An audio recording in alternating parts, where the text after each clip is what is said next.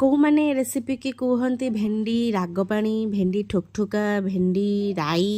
ତ ଆପଣମାନେ ଏଇ ରେସିପିକୁ କ'ଣ କୁହନ୍ତି ମୋତେ ନିଶ୍ଚିନ୍ତ କମେଣ୍ଟରେ କହିବେ। ଆଉ ଭେଣ୍ଡି କେଉଁମାନଙ୍କୁ ପସନ୍ଦ କହିବେ, ମୋତେ ତ ଜମା ପସନ୍ଦ ନୁହେଁ, କିନ୍ତୁ ବାହାରିଲା ପରେ ମାନେ ଟିକେ ଟିକେ ଖାଏ, ମାନେ ସେମିତି କିଛି ଫୋର୍ସ ନାହିଁ, କିନ୍ତୁ ଟିକେ ଚାଖିଦିଏ ଆଉ।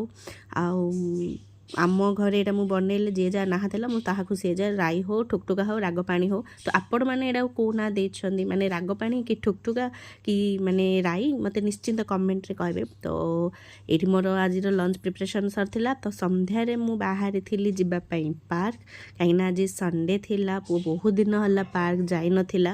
ତ ଭାବିଲି ଆଜି ଟିକେ ତାକୁ ପାର୍କ ଧରିକି ଯିବା ପାଇଁ। ମୁଁ, ମୋ ପୁଅ ଆଉ ଯେଉଁ ତା'ର ସାଙ୍ଗଟା ହେଇଛି କହୁଥିଲି ପଡ଼ିଶା ଘର ସାଇ ବୋଲି, ସେ ପିଲା, ଆମେ 3 ଜଣ ମିଶିକି ଯାଇଥିଲୁ ପାର୍କ। ଆଉ ମୋ ପୁଅ ପାର୍କ ଗଲା ମାନେ ସେ ଯିବାଟା ଯେତେ ସହଜ ଆସିବାଟା ଜମା ବି ସହଜ ନୁହେଁ। ମାନେ ତାକୁ ଝିକି ଝିକି ଆଣିବା ପାଇଁ ପଡ଼େ। ଆପଣ ଯଦି ମୋର ପ୍ରିଭିୟସ୍ ଭ୍ଲଗ୍ ଗୁଡ଼ା ଦେଖିଥିବେ, ମୋ ଭଉଣୀ ଯେତେବେଳେ ଆସିଥିଲା ଆମେ ତାକୁ ଧରିକି ଯାଇଥିଲୁ, ଟେକି ଟେକି ଧରିକି ଆସିଥିଲୁ। ଆଉ ଏଠି ଆସୁ ଆସୁ ତା'ର ଗୋଟେ ଗୋଟେ ଖେଳ ଷ୍ଟାର୍ଟ ହେଇଯାଇଥିଲା। ଯେହେତୁ ସଣ୍ଡେ ମାନେ ଧୀରେ ଧୀରେ ଗହଳି ହେଉଥିଲେ, ସଣ୍ଡେଟା ପ୍ରାୟ ଟିକେ ଗହଳି ରୁହନ୍ତି।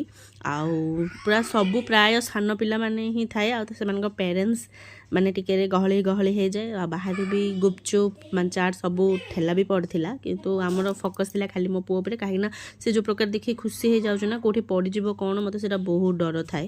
ଆଉ ତା'ର ସବୁଠୁ ଫେଭରେଟ୍ ହେଉଛି ଖସଡ଼ା। ମାନେ ଖସଡ଼ାରେ ଆପଣ ତାକୁ 2 ଘଣ୍ଟା ନାହିଁ, 3 ଘଣ୍ଟା ନାହିଁ, 4 ଘଣ୍ଟା ନାହିଁ, ମାନେ ଏବେ ବି ଯେଉଁ ଯାଇଥିଲା ସେ ପୁରା ହାଫ୍ ଆନ୍ ଆୱାର୍ ଖଣ୍ଡେ ସେ ଖସଡ଼ାରେ ହିଁ ସେ ଖସିଛି। ଆଉ ବାକିଟାରେ ଗୋଟେ 5 ମିନିଟ୍ରୁ ଅଧିକ କରେ ନାହିଁ, କିନ୍ତୁ ଏ ଖସଡ଼ାଟା ସେ ବହୁତ ମାନେ ଏନ୍ଜୟ କରେ। ତାପରେ ସେଇଟା ଖେଳିଲା ପରେ ଏଇଠିକି ସେ ପଳେଇ ଆସିଥିଲା ବତକ ଉପରେ ବସିବା ପାଇଁ। ବତକ ଉପରେ ବସିକି କିଛି ସମୟ ଖେଳିଥିଲା।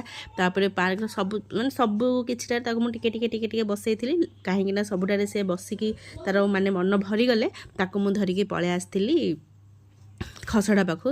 ତାପରେ ଏଇଠି ମୁଁ ବି ଟିକେ ଝୁଲି ଯାଇଥିଲି।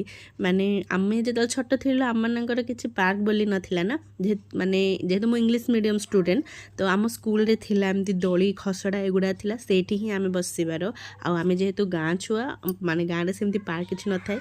ଆଉ ଏବେ ଯେହେତୁ ମୁଁ ଏ ଗାଁର ବୋହୂ ହେଇଗଲିଣି, ମାନେ ଟିକେ ଆକ୍ୱାର୍ଡ଼ ଫିଲ୍ ହୁଏ ପାଇଁ କିଛି, ଆମ ଘରେ ସେମିତି କିଛି ବି ରେଷ୍ଟ୍ରିକ୍ସନ୍ ନାହିଁ। ତ ଗଲେ ମୋ ମାମା ବି ଯେତେବେଳେ ଥିଲେ ନା, ମାମାଙ୍କ ସହିତ ବି ମୋ ପୁଅକୁ ଧରିକି ଯାଏ, ଆମେ ମାନେ ଶାଶୁ ବୋହୂ ମିଶିକି ଆମେ ଖେଳୁ। ତ ସେମିତି କିଛି ନାହିଁ। ତ ମୁଁ ବି ଟିକେ ବସିଥିଲି ଯାଇଥିଲି। ତାପରେ ଏଇଠି ତା'ର 2 ଭାଇ ଭଉଣୀ ଦେଖା ଯାଇଥିଲେ, ସେ ବହୁତ ଏନ୍ଜୟ କରିଥିଲା। ଘରକୁ ପଳେଇ ଆସିଥିଲୁ। ତ ଆଜି ପାଇଁ ଏତିକି, ପୁଣି କାଲିର ଭିଡ଼ିଓ।